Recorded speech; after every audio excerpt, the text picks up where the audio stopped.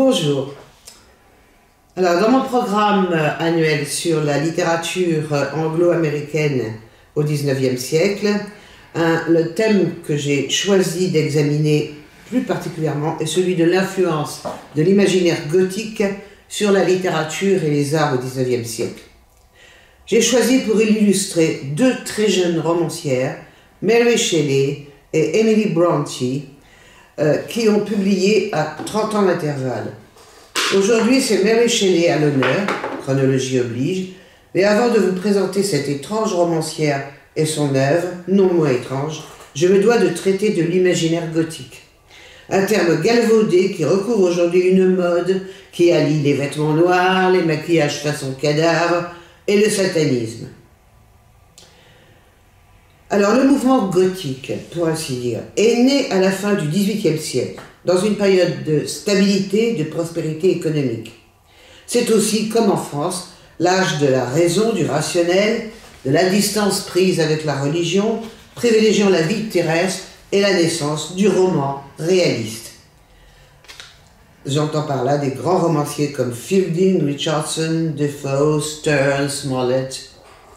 C'est les grands romanciers réalistes.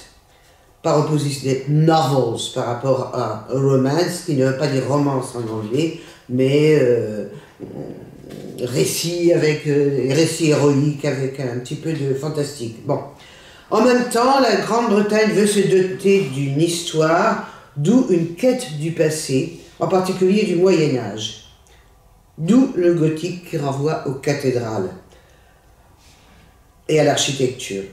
Ce qui réveille les peurs ancestrales de l'époque, démons, enfers, spectres, tout ce qui est relié à la mort.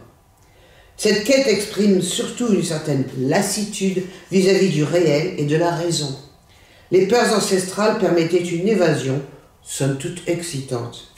L'imaginaire s'assombrit avec, au milieu du siècle, une tendance affirmée pour la poésie des cimetières, voire poème de Thomas Gray, Elegy written in a country churchyard. C'est pas la peine de noter tout ça. En fait, le gothique se conçoit d'abord comme une nouvelle forme d'esthétique architecturale et picturale. Le grand théoricien de cette esthétique est Edmund Burke. Là, je l'écris parce qu'il est très connu. Edmund Burke. Auteur en 1757 de l'essai A Philosophical Inquiry into the Origins of Our Ideas of the Sublime and the Beautiful. Retenez qu'il est à l'origine de la théorie du beau et du sublime, ça suffira. Grosso modo, le sublime génère la terreur. Selon Burke, l'émotion la plus forte.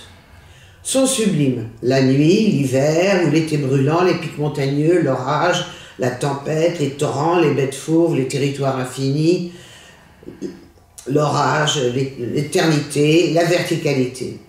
Le sublime évoque la transcendance, la puissance et est lié au sexe masculin. Tout dans le beau évoque le féminin. Le printemps, les paysages ensoleillés, les fleurs, les oiseaux, les vallons, les ruisseaux riches en poissons, la fertilité, le foyer, la douce chaleur, la blondeur. Les deux registres antithétiques vont se conjuguer dans les peintures et les œuvres romanesques de la période gothique et pré-romantique, puis romantique. Et encore aujourd'hui, on trouve énormément d'éléments gothiques dans le cinéma fantastique. Je cite entre autres Psychose de Hitchcock. La mode à l'époque était aux folies, ces petites maisons à l'architecture extravagante. Un certain Horace Walpole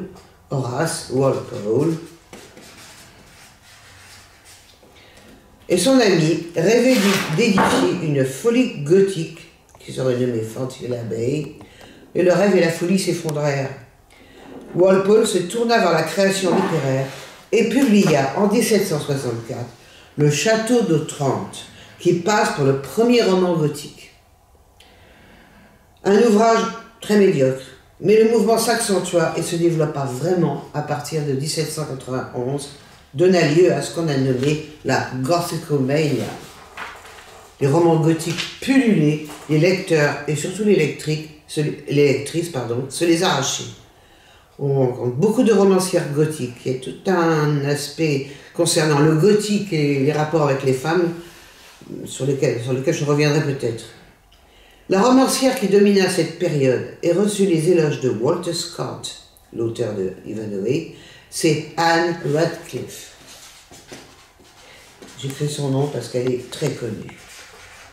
En tout cas, c'est la grande spécialiste du gothique. Elle a créé le concept de terror felt, ou terreur ressentie. C'est-à-dire nul besoin de monstres, de fantômes ou de morts vivants précisés dans le contrat de lecture, c'est la peur de les rencontrer qui domine.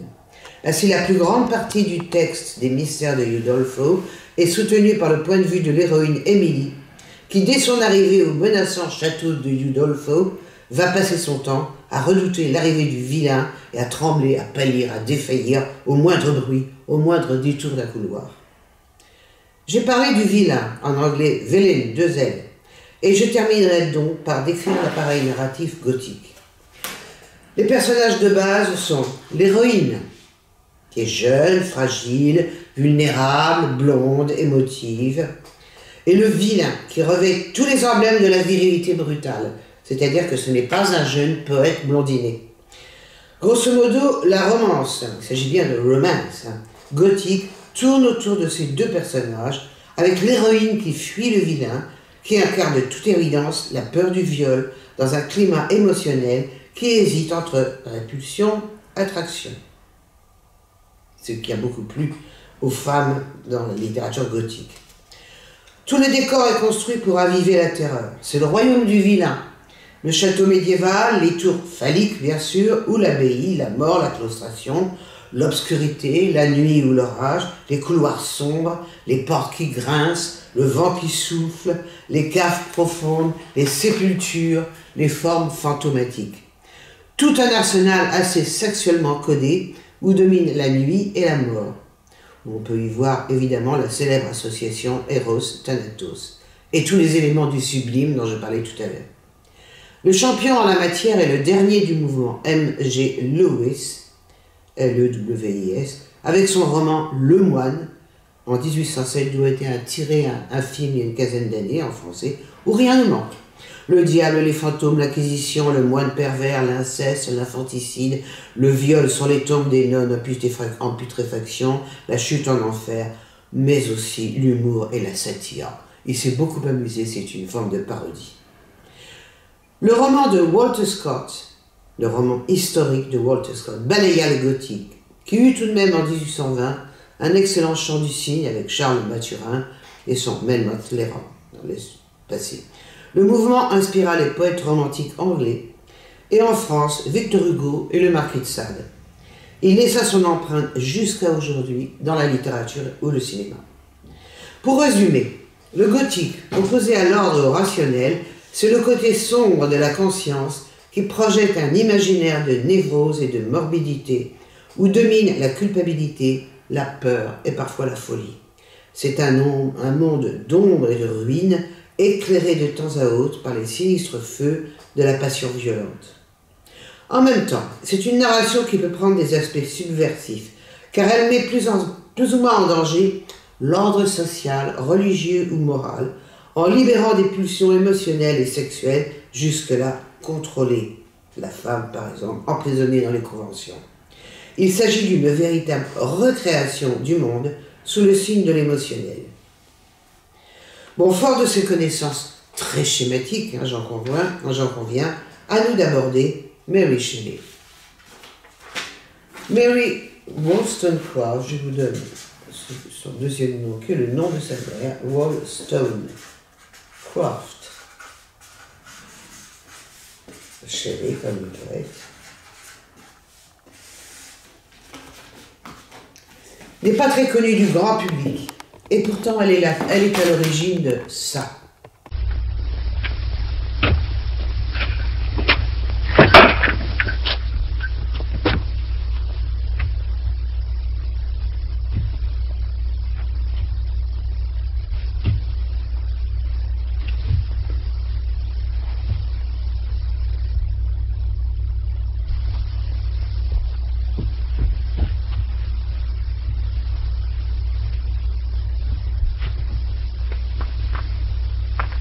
Come in. Come in.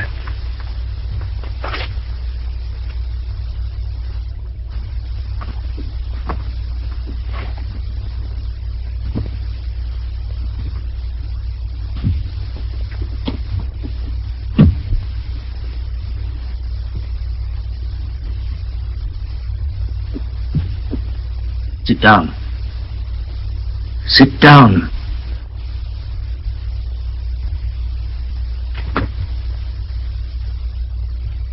You see, it understands. Watch.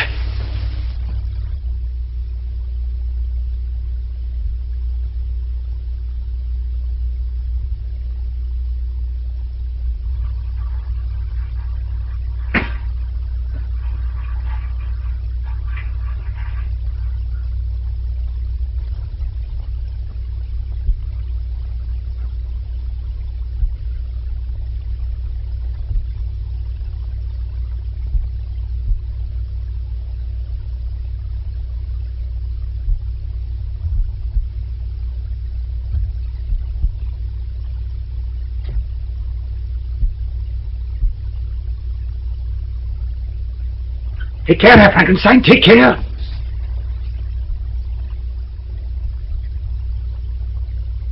Shut off the light.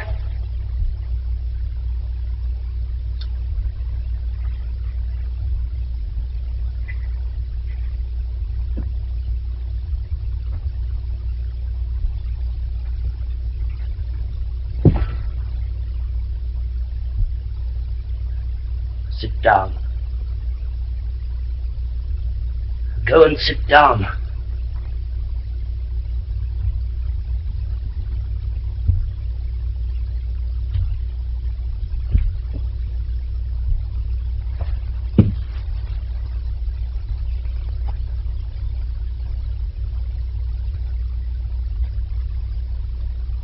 It understands this time.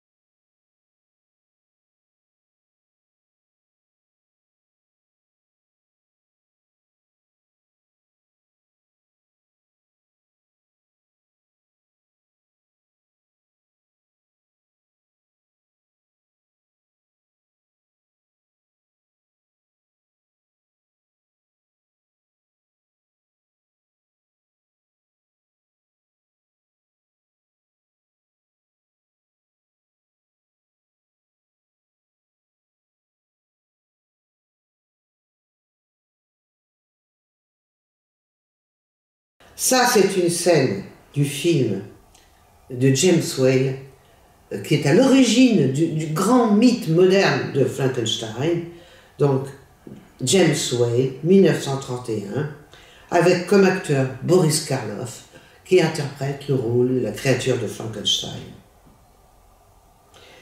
Avec son roman Frankenstein, un Prométhée moderne, Mary Shelley a créé un personnage qui devait devenir mythique, en grande partie grâce au film de Whale, un monstre avec des boulons sur la tête, au regard mort, à la démarche lourde, que les gens connaissent tous sous le nom de Frankenstein, alors qu'il s'agit de celui de son créateur. Non sans raison, nous verrons. Quelques mots sur la biographie de Mary Shelley. Elle est particulièrement significative car Mary semble être née à un carrefour de l'histoire des idées et de la littérature. Mary Godwin est née en 1797 en tuant sa célèbre mère Mary Wollstonecraft, une des premières grandes féministes auteurs de A Vindication of the Rights of Women, mariée à William Godwin, essayiste et auteur d'un roman gothique à succès, Caleb Williams. Le nouveau-né, la petite Mary, portera toute sa vie le poids de ses parents prestigieux, parmi les penseurs les plus radicaux de leur époque, controversés pour leur athéisme et leurs idées révolutionnaires. Mary fut donc privée de mère à sa naissance, puis très vite de père, car ce dernier ne s'intéressait pas à elle et l'abandonna au bon soin de sa nouvelle épouse, que Mary détesta toujours cordialement. Par contre, elle entretint des relations très tendres avec sa demi-sœur Jane Clare, qui s'avéra être un autre genre de fardeau. La famille appartenait à la bourgeoisie intellectuelle, bien que Godwin fût toujours au bord de la faillite. C'est dans ce milieu cultivé qu'elle rencontra à 15 ans Percy, P-E-R-C-Y, Percy Shelley, qui à 20 ans était l'idole de la jeune génération. Certains d'entre vous connaissent peut-être Shelley, c'est parmi les grands poètes romantiques anglais. Ainsi démarra une passion amoureuse qui fit beaucoup jaser, car Shelley était marié. Le père fermait les yeux car le poète lui prêtait de l'argent. Shelley l'enleva et il partit faire un tour d'Europe avec la jeune Claire par-dessus le marché. Après 2 ans d'une vie turbulente dans l'adultère, ils purent enfin se marier, car la femme de Shelley, alors enceinte, avait eu la bonne idée de se jeter à l'eau. Mary elle-même avait déjà fait une fausse couche, la première de 3 successives. Pour couronner le tout, Shelley s'intéressa à Claire, et Mary dut accepter le ménage à 3. Shelley était très représentatif de cette jeunesse romantique, un peu débauchée, attirée par toutes sortes d'expériences scientifiques, politiques, sexuelles, dont on a un aperçu dans le film de Ken Russell, Gothic, même si c'est un peu caricatural. Mary a écrit Frankenstein en 1818, et nous pouvons passer sous silence le reste de sa vie.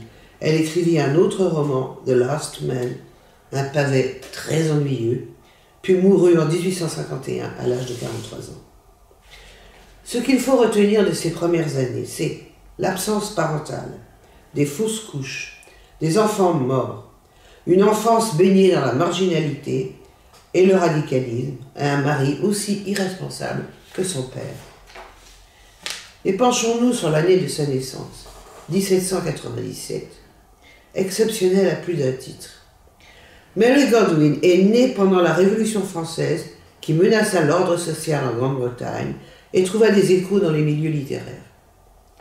La Grande-Bretagne elle-même est soumise à des bouleversements sociaux et économiques du fait du progrès technologique. On est à l'aube de la révolution industrielle qui allait faire naître les grandes cités industrielles, vider les campagnes et donner naissance à la classe ouvrière. La naissance de Mary coïncide donc avec celle d'une nouvelle ère qui multipliera les confrontations d'idées nées au siècle des Lumières, transmises par Rousseau, Montesquieu, Diderot, Locke. Des idées telles que l'égalité des droits, l'anti-esclavagisme, la colonisation, la remise en question du pouvoir absolu et les premiers signes de la lutte des classes, et aussi le féminisme. Sur le plan littéraire, Mary est née 2 ans après Le Moine de Lewis, d'un père romancier gothique. Dès l'enfance, elle est mêlée aux poètes romantiques. Avait entendu chez elle, par exemple, Coleridge ou récité Rime of the Ancient Mariner. Ainsi, elle devient très tôt le réceptacle des idées et des voix nouvelles. Son roman témoigne de l'influence de grands noms tels que Coleridge, Milton, que William Blake, poète pré-romantique, avait remis au goût du jour, Rousseau, Burke, Shakespeare, Godwin, Wollstonecraft, Shelley.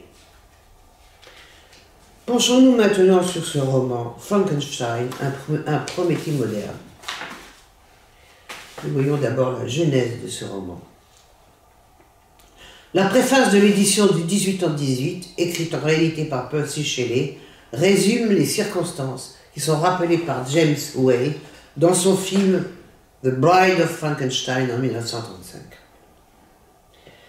La joyeuse bande était ensuite avec Lord Byron, quelqu'un que vous devez connaître je pense, discutant des découvertes scientifiques récentes, en particulier la recherche de la vie et l'expérience du docteur Darwin et des vermicelles.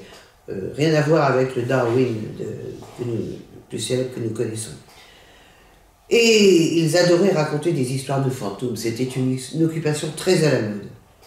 Un soir, Byron lança « Écrivons chacun une histoire de fantôme et retrouvons-nous l'année prochaine ».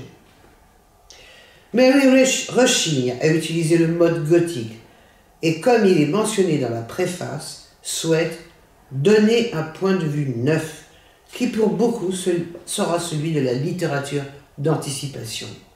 Comme dit un de mes collègues critiques, scientific romance, le début de la science-fiction. Puisqu'après tout, le monstre est créé dans un laboratoire. Toujours est-il que Mary sera la seule à tenir le pari, et dans la préface la plus personnelle de l'édition de 1831, elle rend compte de son agitation lorsqu'après avoir longuement réfléchi à une histoire propre à glacer le sang, elle s'assoupit et voit dans un demi-sommeil la silhouette d'un jeune homme se pencher sur une créature qui se met à bouger. Ce flash onirique est le moment de la création, et elle a ces mots étonnants lorsqu'on sait qu'elle a connu autant de maternités ratées. I bid my hideous progeny go forth and prosper. J'invitais ma hideuse progéniture à aller de l'avant et à prospérer. Ainsi se met-elle en parallèle avec le savant lui-même lorsqu'il donne naissance à sa créature. On ne manquera pas de remarquer la similitude avec les paroles de la Bible, « Be fruitful and multiply », croissez et multipliez. Ces mots ne font pas allusion au seul Dieu des chrétiens, mais rappellent tous les mythes de la création, à commencer par celui de Prométhée, vraisemblablement dans les Métamorphoses d'Ovide, où le Créateur donne forme au chaos en séparant les éléments et dépose la graine divine de la vie dans une forme qu'il a modelée dans l'argile. L'enfant donc de Mary Shelley est né du chaos, dans l'ambivalence et la dualité, et lutte pour trouver une substance unificatrice. Le matériau de ce roman est une masse hétérogène que manipule un esprit en quête de vérité. Étudions maintenant ce que j'appelle un roman monstrueux. La structure narrative est très particulière, constituée de divers entrelacs. D'abord, Frankenstein est un roman épistolaire. Ce n'était pas le premier roman de ce genre, les plus connus étant Pamela de Richardson et en France, Les Liaisons dangereuses de Choderlos de Laclos. Mais là, la structure épistolaire est déconcertante. Le roman étant constitué de 4 lettres, la 4e commençant page 23 et s'achevant à la fin du livre.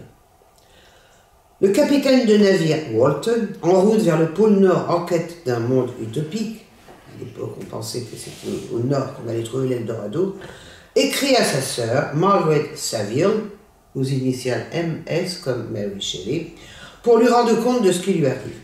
Et les récits à la première personne s'emboîtent les uns dans les autres.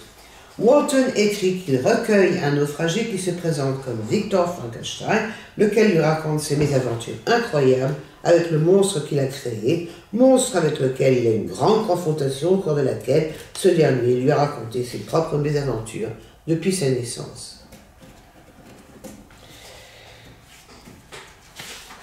Chacun des 3 personnages est à son tour celui à qui on raconte, puis qui raconte ce qu'on lui a raconté. Cela nous fait 4 narrateurs qui prennent successivement la parole. Mary Shelley, qu'on va mettre comme narrateur, puis Walton, puis Victor Frankenstein, puis le monstre. Et il y a d'autres personnages secondaires qui apparaissent dans les récits, dont les mésaventures constituent des mini-récits. Le récit premier, donc, qui stabilise l'ensemble, est celui de Walton, qui écrit le dénouement à sa sœur et lui dit, donc à la fin du roman, et qui lui dit sa décision de faire demi-tour vers la Grande-Bretagne. Nous avons donc un parfait enchaînement chronologique qui suit le schéma linéaire de la lettre de Walton. Les récits sont interdépendants et les mêmes personnages y apparaissent, mais la méthode permet de varier les points de vue pour parvenir au plus profond de la vérité humaine. Victor Frankenstein, comme sa créature, sont d'abord vus de l'extérieur, puis de l'intérieur, plus humanisés, dotés d'émotions et de sensibilité. C'est tout l'intérêt de la narration à la première personne, selon qu'ils sont narrateurs ou récipiendaires. Les personnages secondaires appartiennent essentiellement au cercle affectif de Victor Frankenstein, sa famille, ses professeurs, son ami. De la même manière, les personnages secondaires sont classables selon une mise en abîme derrière une figure générique. Les pères sont tous irresponsables, à la suite du plus irresponsable de tous, Victor Frankenstein. La femme générique est la mère de Victor, morte de la typhoïde. Elles ont toutes des histoires similaires à l'image d'Elisabeth, la fiancée de Victor Frankenstein, empruntée au roman sentimental très prisé à l'époque, avec de nombreuses orphelines méritantes, victimes de pères brutaux. Si on regarde d'à peu près, on peut voir qu'elles sont toutes des anges érotiques, du point de vue des hommes qui les regardent, et meurent toutes de morts violentes. Deux figures bonnes et sages seulement se font écho, les deux patriarches du roman, le vieil Alphonse Frankenstein et le vieux de Lacey. J'en parlerai plus tard. Une figure isolée, Clerval, l'ami de Victor, figure masculine rêvée, androgyne, mais du type héros masculin. Tous seront victimes du monstre, mais ce dernier, dans son récit, expliquera et justifiera peut-être ses actes. Personnages et événements se font également écho. Tout est ordonné, savamment orchestré. L'environnement est sexuellement codé selon la polarité du beau et du sublime, la lune, les pics, la neige. Toute l'Europe est parcourue, en particulier avant la mort d'Élisabeth. Je n'ai pas le temps de détailler tout ça, bien sûr. Face à ce récit flexible et polymorphe, le lecteur n'est pourtant pas désorienté. Il est captivé par l'intrigue soutenue par une grande tension dramatique. Cette dernière est quelque peu atténuée du fait de la forme épistolaire du roman. Les événements ont eu lieu quelque temps auparavant, le temps que Marguerite Saville reçoive son courrier. Mais Shelley ne voulait pas que l'horreur et la terreur dominent, elle voulait avant tout privilégier la réflexion et donner de la distance à tout ce qui est terrifiant. Donc je résume l'intrigue. Walton fait route vers le pôle Nord, décidé à découvrir une terre légendaire que l'on dit paradisiaque. Il recueille un naufragé en piteux état qui lui raconte son histoire. Victor Frankenstein est un jeune homme appartenant à une grande famille genevoise. Alors qu'il fait ses études à Ingolstadt, il apprend la mort de sa mère, pour lui le plus grand malheur de sa vie. Il se passionne pour les anciens savants, occultistes ou alchimistes, Agrippa, Paracels, qui cherchaient à dominer la matière inerte. La mort de sa mère aidant, il décide de créer un être supérieur destiné à peupler la terre de surhommes. Pour ce faire, il va fouiller les charniers pour ramener dans son laboratoire, qu'il intitule l'atelier de la création répugnante, des morceaux de corps à rassembler. Il s'efforce de tout faire pour que sa créature soit un modèle de perfection. Mais lorsque au chapitre 5, elle prend vie, il s'enfuit, terrifié et dégoûté. Il s'endort et rêve alors qu'il est en train d'étreindre sa fiancée Élisabeth et que celle-ci se transforme en corps corrompu, celui de sa mère. Puis il oublie l'aventure. Il entretient une correspondance avec sa famille et apprend que son jeune frère William a été massacré par un inconnu et que d'autres victimes ont été faites dans la région. Victor, depuis longtemps, soupçonne son fils. Le monstre lui donne rendez-vous et la rencontre a lieu sur un glacier du Mont Blanc. Là, le monstre qui parle comme dans les pièces de Shakespeare lui raconte ce qu'il a vécu depuis sa naissance et l'abandon de son père.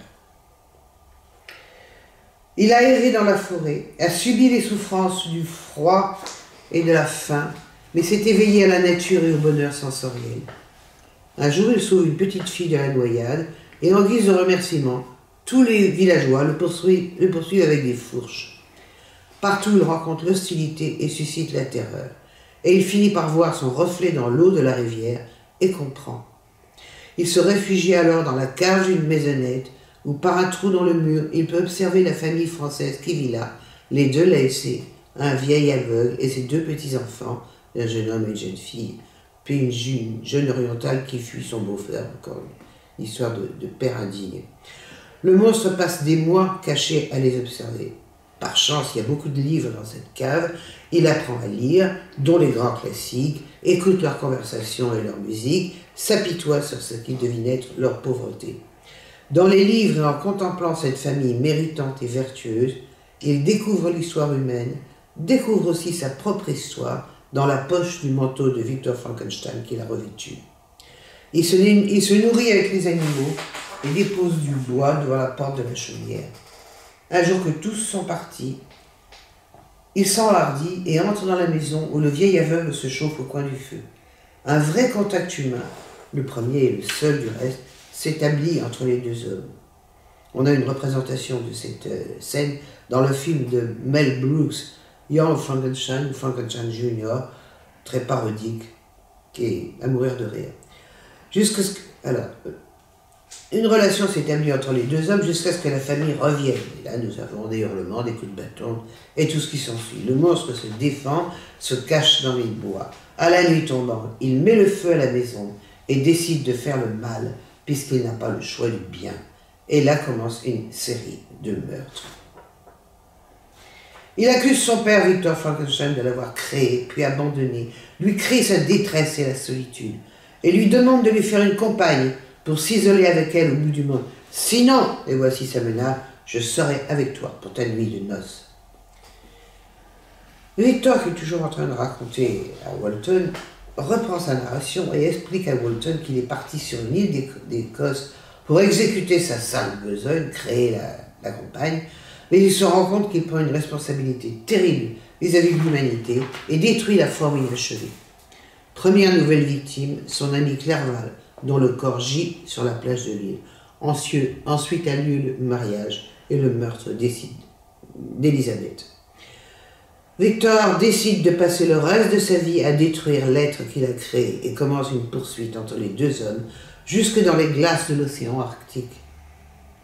C'est la fin du récit de Victor Frankenstein qui, mourant, enjoint Walton de se garder d'entreprendre des quêtes folles comme la sienne. Du reste, le navire de Walton est en grand danger et ses marins se mutinent.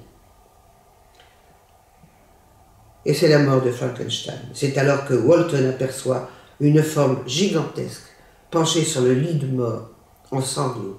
Walton écrit à sa sœur les dernières paroles du monstre qui pleure son père, crie sa détresse et sa solitude une fois encore et lui annonce qu'il va s'immoler par le feu.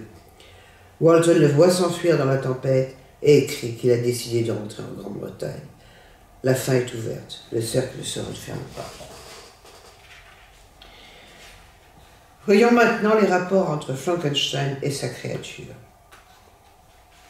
Comme le sous-titre l'indique, Victor Frankenstein incarne la figure emblématique de Prométhée, le titan qui choisit de trahir Zeus. La mythologie grecque nous dit qu'il a volé le feu du ciel pour le donner à l'homme. Chez Ovide, il a créé l'homme à partir de l'argile. Prométhée est le grand rebelle, et en cette époque de révolution, il est une figure symbolique récurrente. Un poème de Shelley s'appelle du reste Prométhée délivré. Comme Agrippa et Paracelse qui ont tenté de pénétrer dans les recoins de la nature pour observer comment elle fonctionne, là où elle est employée en anglais par le pronom she, impliquant un viol, en voulant donner vie à la matière morte, il transgresse les lois de la nature. Dans la première période de la Renaissance, on se méfiait de la science, qu'on associait à la magie noire. Les savants étaient envoyés devant le tribunal de l'Inquisition. On connaît le procès de Galilée, mais ce dernier eut la chance d'échapper au bûcher, contrairement à Giordano Bruno et bien d'autres. La science est l'ennemi de la religion. Encore aujourd'hui, qu'on fait voir la théorie de l'évolution de Darwin qui continue à faire polémique, en particulier aux États-Unis, face au créationnisme. La science brave l'interdit de la jeunesse en touchant l'arbre de la connaissance et met en danger l'ordre divin. Au XIXe siècle a commencé à s'ébaucher la figure du savant fou, celui qui est assez fou pour nourrir des ambitions dévorantes et s'attaquer aux lois divines naturelles. Le grand moteur de cette ambition est l'hubris, en grec H-Y-B-R-I-S, hubris, l'orgueil démesuré, inlassablement condamné par la némésis, la force de l'ordre du jugement. Victor Frankenstein est indubitablement le premier savant fou. On exclut le docteur Faust, qui, aidé de Méphistophélès, était animé d'une ambition personnelle, celle de l'éternelle Genèse. Suivra toute une série de savants fous au XIXe siècle. Le docteur Jekyll de Stevenson, le docteur Moreau de Wells, leurs entreprises seront vouées à l'échec. La littérature de science-fiction les multipliera au XXe siècle. Ils ne seront plus associés au diable, mais plutôt à Pandore et à sa fameuse boîte, faisant courir les dangers à l'humanité par incapacité à maîtriser leur découverte. En même temps, dans les temps modernes, résolument progressistes, des figures un peu ridicules apparaîtront de plus en plus. Le savant Cosinus, le professeur Tournesol, et le sympathique Emmett dans Retour vers le futur de Zemeckis. La dimension hubristique a été conférée aux candidats maîtres du monde, comme Dr. No dans James Bond, Dr. Folamour de Kubrick, etc. Victor Frankenstein est entièrement dominé par l'hubris. J'avais alors la création du monde à la portée de main. Ou bien, comme dans le film de James Whale, I made it with my own hands. Je l'ai fait de mes propres mains. Il usurpe le rôle du divin, il usurpe surtout le rôle de la femme, et bouleverse ainsi le code de la famille, tout en étant incapable d'élever l'enfant qu'il a mis au monde. Bref, il pourrait être un personnage vraiment négatif si ce n'était cette narration et sa variation des points de vue.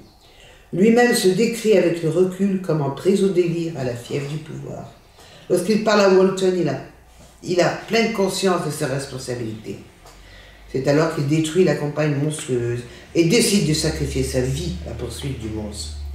Le récit à la première personne lui confère de la noblesse et de la sensibilité. Walton le considère avec admiration. C'est un homme comme lui, un homme tout simplement qui cherche à transcender son existence. À l'image de ses tendres évolutions, Victor est un homme en quête de victoire sur lui-même, sur les lois sociales et sexuelles, sur la nature. Une victoire bien ironique, car s'il cherchait à créer un surhomme magnifique, le résultat est un prodigieux échec. Tournons-nous donc vers cette créature sans nom, le monstre. Les monstres sont créés pour faire peur, et si on les montre du doigt, mostrare, c'est pour attirer l'attention sur des déformations physiques qui remettent en question notre propre normalité. Ils reflètent nos difformités invisibles et sont l'emblème du mélange fatal du bien et du mal dans l'animal humain. En même temps, ils sont un refuge car ils catalysent nos peurs collectives, sociales ou religieuses, sur un autre physiquement représenté, voir le rôle du bouc émissaire dans la société antique, sauvegarde de l'ordre. Ils sont donc persécutés pour exorciser toutes sortes de menaces. C'est au chapitre 5 que le monstre vient au monde. Le passage est très court, mais évidemment le cinéma a surexploité cette scène, véritable aubaine pour les effets spéciaux. Je lis le passage. C'est par une sinistre nuit de novembre que je contemplais l'aboutissement de mes efforts acharnés. Avec une anxiété qui confinait presque à la torture, je rassemblais autour de moi les instruments de vie afin de pouvoir communiquer une étincelle d'existence à la chose inerte gisant à mes pieds. Il était déjà 1h du matin. Lugubre, la pluie fouettait les vitres et ma chandelle était presque entièrement consumée lorsque dans la lueur de cette lumière expirante, je vis s'ouvrir l'œil terne et jaune de la créature. La chose se mit à ahaner, les membres agités d'un mouvement convulsif.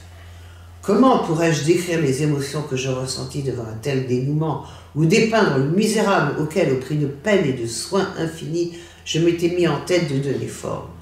Il avait les membres proportionnés, et j'avais choisi ses traits pour leur beauté. Leur beauté, Dieu Tout-Puissant. Sa peau jaune couvrait à peine l'entrelac de muscles et d'artères qui la sous-tendaient. Ses cheveux étaient d'un noir luisant et lui tombaient dans le cou. Ses dents avaient la blancheur des perles. Mais toutes ces luxuriances ne servaient qu'à produire un contraste plus atroce avec ses yeux délavés qui paraissaient presque de la même couleur que les orbites grivelées où ils étaient logés, ainsi qu'avec son teint parcheminé et ses lèvres toutes droites et noires. On est frappé par l'influence du gothique. Le novembre, la nuit, l'éclairage de la lune, l'astre féminin souvent associé à la folie, et de la chandelle, les manipulations macabres, la créature qui semble venir du monde des morts avec son teint pâle et son regard vide, la scène de la création interrompue de la femme est encore plus lugubre. Mary Shelley s'est inspirée du golem pour le concevoir. Le golem qui est une figure de la culture hébraïque, qui apparaît dans le livre des psaumes. C'est un être inachevé, une ébauche. Dans la Kabbale, c'est une matière brute sans forme ni contour. Et c'est l'état qui précède la création d'Adam. Le golem est un esclave total qui obéit à tous les ordres de son maître, qui en dispose comme il l'entend. Mais la création de Victor Frankenstein n'est pas un pantin stupide comme le golem, c'est une créature vivante, humaine. En fait, c'est une coquille vide, apte à recevoir diverses interprétations, des concepts abstraits, des interdits sociaux ou sexuels, toutes compatibles, parce que Mary Shelley l'a voulu polymorphe, issu de tous les débats personnels et intellectuels.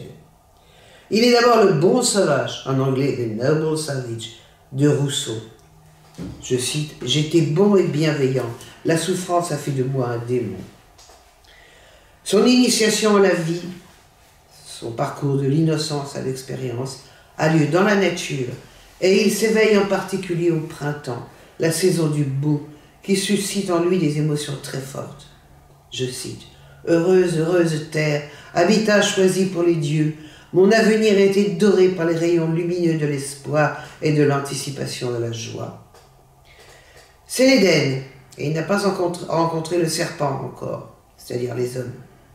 Il les rencontre dans les livres qu'il lit chez les Delacé, en particulier Plutarque, où il apprend tout de l'histoire de l'humanité.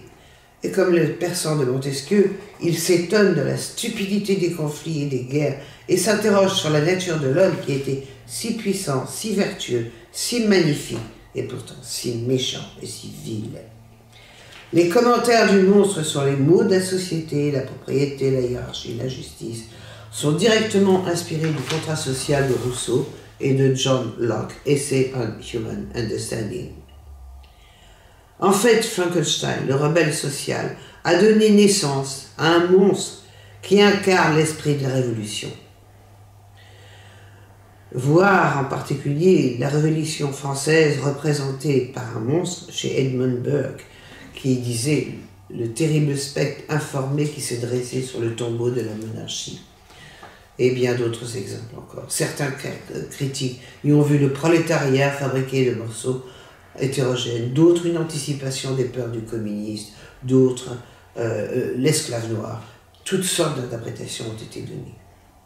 Mary Shelley n'est pas claire quant à son positionnement. Elle craint l'effondrement de l'ordre, mais ne peut s'empêcher d'être fascinée par les héros prométhéens. La preuve en est cette identification avec le Satan de Milton dans le paradis perdu, qui est poussé à la vengeance parce que Dieu privilégie Adam et Ève et exprime sa haine et sa rancœur avec des accents tragiques. C'est Blake qui, un siècle après, a affirmé que Milton était du côté de Satan, sans vouloir se l'avouer. Notons les paroles du monstre. « J'aurais dû être ton Adam, mais je suis plutôt ton ange déchu. » Comme Satan, il exprime que l'injustice et la douleur l'ont poussé au choix du mal. « Evil be thou my good. »« Mal soit mon bien », dit Satan dans le paradis perdu. « Evil thenceforth became my good. » Le mal devint ainsi mon bien, dit le monstre. Sa nature diabolique démoniaque est sans cesse invoquée, y compris par lui-même. Sa laideur répugnante préfigure tout un tas de créatures effrayantes et dégoûtantes qui peupleront l'imaginaire de Lovecraft et les mondes extraterrestres de la science-fiction. Il est en même temps la figure fondatrice du célèbre paradoxe qui oppose la laideur extérieure et la beauté intérieure. La Belle et la Bête, des personnages comme Gwynplaine, l'homme qui rit, etc., etc. Le monstre incarne a priori la sauvagerie meurtrière. Mais il parle, et cela fait toute la différence. Le monstre de Frankenstein est le premier monstre qui parle, qui explique ses crimes, qui dit sa détresse, sa solitude, sa soif d'amour avec les accents poignants de la tragédie classique et demande secours à son père, ce père qu'il accuse de l'avoir abandonné à sa naissance. La rencontre théâtrale qui a lieu au sommet des Alpes dans un paysage de pics et de glace, sublime et terrible, est aussi le sommet du roman. Elle lie irrévocablement Frankenstein et sa créature dans le même destin tragique depuis la naissance du monstre. Nous avons une représentation de cette scène extraordinaire dans le film de Kenneth Branagh, un film de 1994 que je vous recommande particulièrement. Kenneth Branagh, qui était réalisateur de pièces de Shakespeare, qui joue le rôle de Frankenstein, et c'est Robert De Niro qui joue le rôle du monstre de Frankenstein. La scène dans la rencontre dans les Alpes dans les glaciers est absolument extraordinaire. Alors, que dit la créature? Comment pourrais-je t'émouvoir? Aucune supplication ne te fera donc tourner un regard favorable vers ta créature qui implore ta beauté, ta bonté et ta compassion. Crois-moi, Frankenstein, j'étais bon, mon âme rayonnait d'amour et d'humanité. Mais ne suis-je pas seul, misérablement seul? Toi-même, mon créateur, tu m'abhorres. Quel espoir puis-je mettre en tes semblables qui ne me doivent rien? Ils me méprisent et me haïssent. J'ai pour refuge les montagnes désertes et les glaciers sauvages. J'y erre depuis de longs jours. Les grottes de glace que je suis le seul à ne pas craindre sont ma maison, la seule que l'homme n'abandonne sans regret. Je salue ce ciel glacial, car il m'est meilleur que tes semblables. Si la multitude humaine savait mon existence, elle s'armerait comme toi pour me détruire. Ne haïrais-je donc point ceux qui m'abhorrent? Je ne ferai point de traité avec mes ennemis. Je souffre et ils partageront ma souffrance. Pourtant, il est en ton pouvoir de me rendre justice, de les délivrer d'un mal que tu n'as plus qu'à rendre tel, que non seulement toi-même et ta famille, mais des milliers d'autres seront absorbés dans le tourbillon de sa rage. Puisse ta pitié s'émouvoir, et puisses-tu ne pas me dédaigner. Écoute mon histoire, quand tu la sauras, abandonne-moi ou plains-moi, selon ton jugement de mes mérites, mais écoute-moi. Les lois humaines, si sanglantes qu'elles soient, permettent au coupable, avant de le condamner, de plaider sa propre cause. Écoute-moi, Frankenstein, tu m'accuses de meurtre, et pourtant la conscience tranquille, tu détruirais toi-même ta propre créature. Ah, tu peux louer l'éternelle justice de l'homme, mais je ne te demande pas de m'épargner. Écoute-moi. Alors, si tu le peux et si tu le veux, détruis l'œuvre de tes propres mains. Tous les deux donc sont liés par le sang de la vie injecté dans un tas informe de cadavres. Le monstre n'a jamais eu d'identité, d'unicité. L'enfant sans mère n'existe que parce qu'il fait un avec son maître, père, créateur. Lors de cette rencontre, le monstre renverse les rôles. Esclave, tu es mon créateur, mais je suis ton maître, obéis. Pour aussitôt le supplier. Ô mon créateur, rends-moi heureux, que j'éprouve de la gratitude envers toi. Ainsi, les deux hommes constituent une unité symbiotique dont les deux moitiés sont en guerre l'une contre l'autre et pourtant inséparables. Tous deux sont inachevés et tous deux sont en quête de leur autre moitié. Tous deux se sentent aspirés vers le vide. Le monstre n'est-il pas le double de Frankenstein, son doppelganger, pour reprendre le thème de la terminologie allemande? L'ouvrage multiplie les points de similitude, mais essentiellement tous deux sont privés de sexualité, la différence étant que Victor a plus ou moins délibérément imposé la virginité à sa créature en détruisant sa compagne. Il le crée gigantesque et puissant et le castre. En même temps, nombreux ont remarqué que le monstre était androgyne, les cheveux longs, les dents de perles, la pâleur. Pour les romantiques, la beauté idéale est celle de la femme morte. Le thème du double hante la littérature fantastique, avec toute la richesse de ses interprétations, comme ici. La critique moderne n'a pas manqué de souligner, à juste titre, que le monstre était le côté sombre, jungien, de Victor Frankenstein, ou le ça freudien. Victor a créé un monstre à son image, et son moi intérieur est noir. Le thème sera repris par Oscar Wilde dans The Picture of Dorian Gray, le portrait de Dorian Gray. Le noir est la couleur de son désir et de ses pulsions sexuelles refoulées. L'inceste, la nécrophilie, comme on a vu dans son cauchemar, la tentation homosexuelle, emblématisée par Clerval, la peur de la femme et du désir qu'elle inspire. Ainsi, son double monstrueux sera présent lors de cette nuit de noces, qui n'aura ainsi jamais lieu.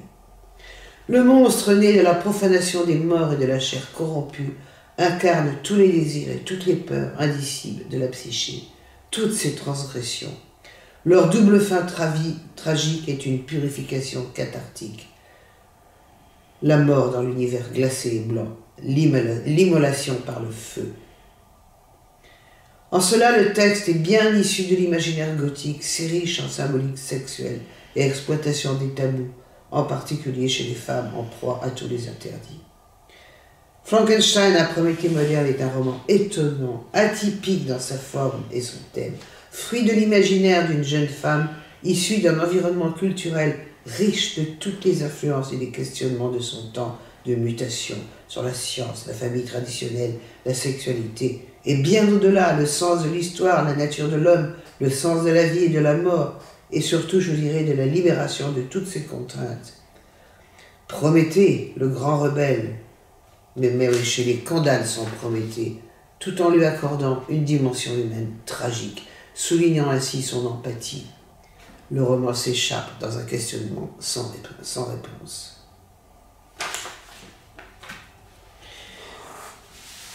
Je termine en soulignant que la filmographie de Frankenstein est extrêmement abondante. Une vingtaine de films ont été faits